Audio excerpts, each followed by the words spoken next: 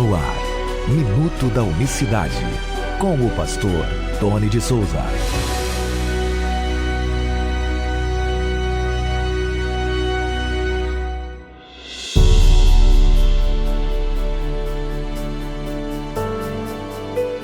Olá, queridos, graça e paz, Deus abençoe a todos de maneira rica e poderosa nesta manhã de segunda-feira, 9 de outubro de 2023. Até aqui nos ajudou o Senhor.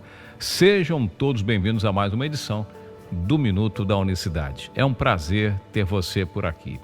Crede-me que estou no Pai e o Pai em mim.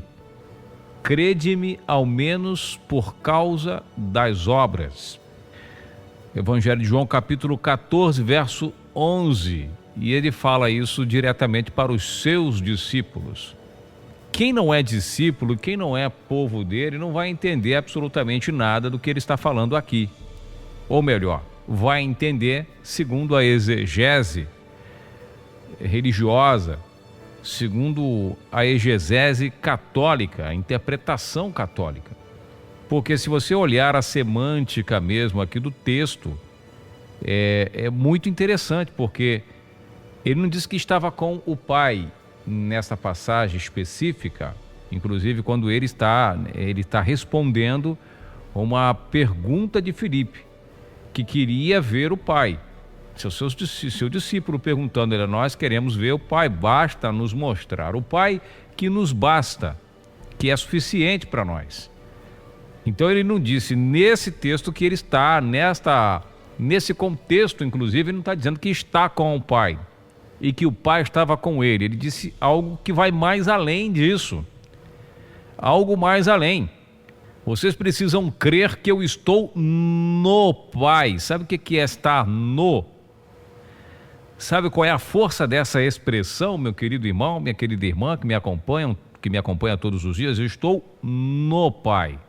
Vede-me, crede-me que estou no Pai e o Pai está em. Olha as expressões usadas pelo Senhor Jesus. Muito forte. E que por si só explica tudinho. Responde Filipe, com muita segurança e com muita profundidade. Porque se o Pai é alguém à parte de Cristo, está no céu, a quilômetros, milhares de quilômetros de distância, geograficamente falando, ele estava no. Há quem defende, por exemplo, que quando ele assumiu a condição humana, ele deixou de ser Deus para se tornar apenas um mero homem. Não é isso? Apenas um homem simples, comum, que não deixa de ser comum até determinado ponto, mas ele não deixou de ser Deus por estar na condição humana. Eu falava com o irmão dias desses que ele dizia, não, porque ali Jesus estava, abriu mão, aí segundo a exegese dele, a interpretação dele a respeito de Filipenses 2, que tendo a forma de Deus não considerou, esvaziou-se a si mesmo, veio aqui, etc. Então nesse momento Jesus estava ali livre de seus atributos divinos e não tinha condição nenhuma de... Não é o que nós vemos. Eu vejo Jesus usando os seus atributos. É bem verdade que ele explorou o seu lado humano sempre, muitíssimo, superabundou em Jesus a sua questão, a sua condição humana, mas por um propósito. Mas ele diz aqui que estava no Pai. Se dividimos ele, como muitos unicistas fazem, não, o Pai é o corpo, é a questão física. Se nós dividimos dessa forma, e o espiritual é o Pai, e está lá em cima, como que ele diz que está no Pai? Aonde tiver o Pai, ele está dentro do Pai. Essa é a interpretação pura e simples do texto. Aonde tiver o Pai, ele está dentro, está em, está no significa está em cima, dentro. E aí ele está dizendo que aquele que está dentro dele é o Pai também. Tudo nesse versículo, somente nesse versículo. Mas não se deve fazer uma exegese com versículo separado. E em outras ocasiões ele fala a mesma coisa. No verso 11, ele repete a mesma, ou melhor, ele fala isso no verso 11, é o texto que nós lemos. No verso 10 ele diz: não creres tu que estou no Pai e o Pai está em mim, está contido. Está contido, está dentro. Não dá para separar.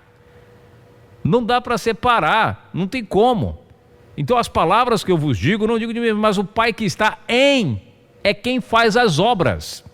O Pai está dentro fazendo, ou seja, se você quer identificar o Pai, se você não acredita que eu sou, praticamente é isso que ele está dizendo para os seus discípulos. Na verdade é isso que ele diz para os seus discípulos. Porque quando ele responde, a primeira resposta direta para Felipe é: estou há tanto tempo com vocês e não me conhece. Verso 9: quem vê a mim, vê o Pai. Vocês estão perguntando pelo Pai, achando que ele está à parte, que ele está em outra esfera do universo, em outro canto, na sala do trono, a quilômetros de distância. Não. Então ele questionou, ele fez uma pergunta de retórica. Essa pergunta aqui não é porque ele está, uma pergunta de retórica, está fazendo os discípulos refletirem. Agora, se é simplesmente um homem, como muitos defendem, apenas um homem, por que fazer essa pergunta? Por que se apresentar como Pai? Se na verdade quem estava aqui era apenas um simples homem, apenas o Filho. Qual o sentido dessa resposta objetiva, firme, segura para Filipe? Porque ele diz: como você ousa perguntar pelo Pai se você está diante dele? Pronto. E aqui é o homem falando. É o homem, não, é aquele que comia, aquele que bebia, é aquele que dormia, se apresentando. E aí os trinitários falam: eu quero alguma passagem onde Jesus mesmo fala que ele é o Pai. Ele não está aqui fazendo, como dizem os testemunhos de Jeová, não, ele veio na representação do Pai, veio representar. Não está representando. Ele está dizendo, ele está se revelando a sua verdadeira identidade, quem é de fato. Então há muita profundidade nesta passagem, e Paulo, na mesma visão, ele diz que tenho grande tristeza e contínua dor no meu coração, porque eu mesmo poderia desejar ser anátema de Cristo, por amor de meus irmãos, que são meus parentes segundo a carne, que são israelitas, dos quais é a adoção de filhos, a glória, a aliança, a lei, o culto e as promessas, dos quais são os pais, dos quais é Cristo segundo a carne, o qual, que é em Cristo, é Deus sobre todo eternamente. Cristo é descendente dos israelitas segundo a carne, o homem, mas ao mesmo tempo, simultaneamente, é Deus bendito eternamente. E é por isso que às vezes eu faço pergunta para alguns irmãos: quando foi que Jesus deixou de ser Deus? Em algum momento da história ele deixou de ser? Por algum período ele foi apenas um homem? Somente, único e tão somente? Porque ele diz: eu estou no Pai, o Pai está em mim. E isso aqui não é força de expressão, não é para representar, é para dizer apenas, não. Ou Deus passou a entrar nele, a habitar nele, após ele ter sido ungido com o Espírito Santo, que é uma outra interpretação equivocada de trinitário, que às vezes muitos unicistas, muitos de nós entramos nessa interpretação equivocada, quando lemos lá que Jesus foi cheio do Espírito Santo. Mas pastor, ele crescia, ele comia, ele aprendia, sim, processo humano normal. Mas não podemos ignorar que o Senhor Jesus fala para os seus discípulos: crede que ele está em, por causa ao menos das obras, pelo menos pelo que eu estou fazendo, ao menos pelo que eu estou fazendo, crê que ele está em. Esse tema é muito interessante, mas nós vamos ficando por aqui. Desejo a você uma boa semana. É bom refletir sobre isso, pensar sobre isso. Ele é Deus sobre todos, como diz o apóstolo Paulo. Amanhã nós voltaremos com mais uma edição do Minuto da Unicidade. Ore por esse ministério, ajude esse ministério e nós vamos em frente, meu querido e amado irmão. Um forte abraço, Deus abençoe a todos, graça e paz. Minuto da Unicidade.